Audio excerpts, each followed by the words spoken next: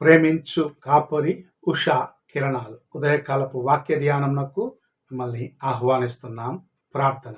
పరిశుద్ధుడైన యేసయ్య, ఈ ఉదయకాల సమయానికై వందనములు, స్తోత్రములు చెల్లించుకుంటాం. మమ్మల్ని ప్రేమించి ఈ దినమును నీ కృపచేత అనుగ్రహించి ఇలాగూ ఈ ఉదయకాలంలో నీ వాక్యం వినుటకు మాకు అనుగ్రహించిన కృప కొరకు స్తోత్రములు చెల్లించుకుంటూ ఈ దినము నాతో మాట్లాడము.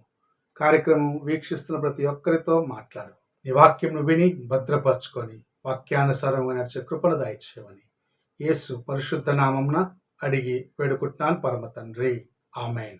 ఈ ఉదయకాలపు వాక్య భాగము యెషయా గ్రంథము 1వ అధ్యాయము 2 మరియు 3వ వచనములను చదువుకుందాం.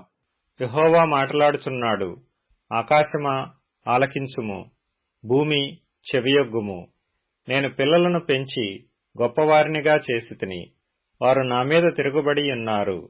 ఎద్దు తన కామందు నెరుగును, గాడిద సొంతవాని దొడ్డి తెలుసుకొనును. ఇశ్రాయేలుకు తెలివి లేదు, నా జనులు యోచింపరు. మనము చదివిన వాక్య భాగములో యెహోవా తన యొక్క హృదయ వేదన ప్రకృతికి చెప్పే కార్యమును చూడగలము. తన యొక్క మాట సెలవిచ్చి సృష్టించిన సృష్టికి తన చేతులారా చేసిన మానవుని గురించి చెప్పటము చూడగలము. ఏమని? ఆకాశమా ఆలకించుము, భూమి చెవియొగ్గుము అని ఆయన ఆకాశమునకు భూమికి తన యొక్క హృదయ వేదనను చెప్పటం చూడగలము. ఎందుకంటే తన చేతులారా చేసిన మనుష్యుడు లేక మానవుడు దేవుని మాటకు లోబడకుండగా నాశనము వైపు పరిగెత్తే దానికి ప్రయత్నిస్తుండగా ఎలాగూ వారిని రక్షించాలి, ఎలాగూ వారిని విమోచించాలన్న హృదయ ఆక్రందనని ఇక్కడ మనం చూడగలము. ఈ ఉదయకాల సమయమున నీవు ఎలాంటి స్థితిలో ఉన్నావేమో అని ప్రశ్నించుకోవాల్సిన వ్యక్తిగా ఉన్నావు. నిన్ను గురించి ప్రభు ఎవరి దగ్గరకు వెళ్ళి తన యొక్క వేదనను తెలియపరుస్తూ ఉన్నాడు. ఆయన చెప్పిన దాంట్లో ఎద్దు తన కామందును ఎరుగును, గాడిద తన సొంత వాణి దొడ్డెను ఎరుగును అని చెప్పటం చూడగలము. మనము సామాన్యంగా ఒక వ్యక్తిని కోపంలో తిట్టే మాటగా వాడబడుచున్నది గాడిద. ఎందుకంటే అది మూర్ఖమైనదని, దాని యొక్క స్వభావం మూర్ఖత్వానికి పోల్చబడుచున్నది. అయినను గాడిద తన సొంత వాణి దొడ్డి ఎరుగునంట. అది ఎక్కడికి వెళ్ళాలి, ఆ దినము అంతది బయటనను ఎక్కడికి చివరికి చేరుకోవాలని బాగా ఎరిగి ఉన్నది.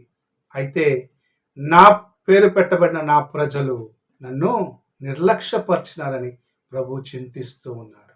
ఈ ఉదయకాలమున దేవుని పేరు పెట్టబడిన ప్రజలైన మనము ఆయన యొక్క చేతి కింద ఉన్నామా, ఆయన కౌగలించుకునే స్థితిలో ఉన్నామా, ఆయన యొక్క దొడ్డిలో ఉన్నామా, ఆయన యొక్క కామందులో ఉన్నామా, లేక ఆయన చింతించే స్థితిలో ఉన్నామా? ఇదంగా అనేక మంది చేస్తున్న కార్యం ఏమిటంటే, నేను స్వతంత్రముగా ఉండాలి, ఫ్రీ బర్డ్, నన్ను ఎవ్వరు ప్రశ్నించకూడదు, నాకిష్టం వచ్చినది నేను చేయాలి, నాకిష్టమైన కార్యములు నేను చేయాలి, ఎవరికి నేను లోబడను, అది మంచిదో చెడుగో నాకు తోచింది నేను చేస్తానన్న రీతిగా తాము జీవిస్తూ దేవుని కార్యములను మరచిన వారిగా ఉంటున్నారు. ప్రభు సెలవిస్తున్నాడు, నా వైపు చూడమంటున్నాడు. అయితే మనుషులు తమ యొక్క ఆలోచనలు బట్టి దేవుని మరచి లోకమును చూస్తూ ఉన్నారు. ఆ దినములలో ఎలాగ ఇశ్రాయేలీయులు దేవుని మర్చి బయలుదేవతను ఇంకా అనేక విగ్రహాల వైపు చూసినారు, అలాగే ఈ దినము జీవిస్తున్న మనుషులు దేవుని మరచి తమ యొక్క ఉద్యోగము, తమ యొక్క సుఖ సౌఖ్యములు, దేవుని కార్యములను మర్చి దేవునికి దూరముగా వెళ్ళిపోతూ ఉన్నారు. అందుకే మనము పరీక్షించుకునేదానికి ప్రభు ఈ మాట మన ముందు ఉంచి ఉన్నాడు. నీవు ఆయన యొక్క మందలో ఉన్న జీవితమును కలిగి ఉన్నట్లయితే ఆయన యొక్క భద్రతను కలిగి ఉంటావు. లేని ఎడల నీవు నీ ఇష్టానుసారముగా వెళ్ళినట్లయితే ఆయన చెప్పిన కదా, 100 గొర్రెల్లో 1 గొర్రె తప్పిపోయి అది తోడేలకు చెక్కుండే స్థితికి వెళ్ళిపోతుంది.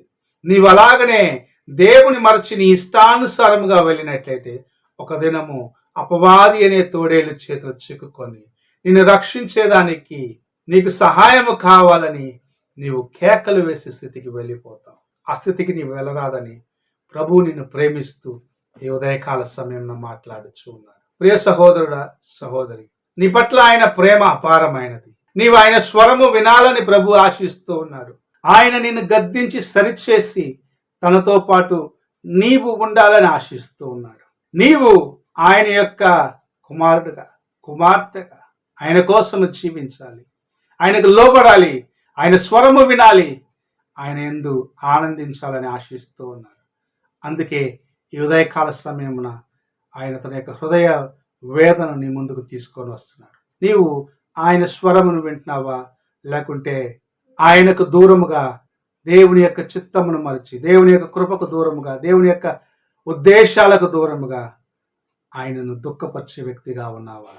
ఒక్కసారి నీ హృదయాన్ని పరీక్షించుకో. ప్రార్థన చేసుకుందాం.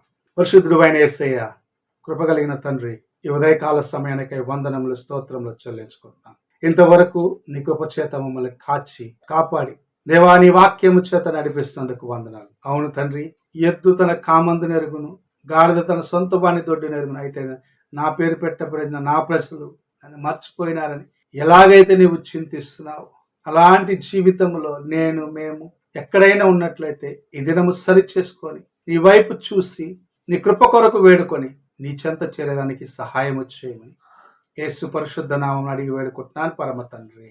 ఆమేన్. తండ్రి అయిన దేవుని ప్రేమ, కుమారుడైన క్రీస్తు కృప, ఆదరణకర్తైన పరిశుద్ధాత్మక సహవాసం ఇప్పుడు ఎల్లప్పుడూ తోడై ఉండి సదాకాలము నడిపించును గాక. ఆమేన్.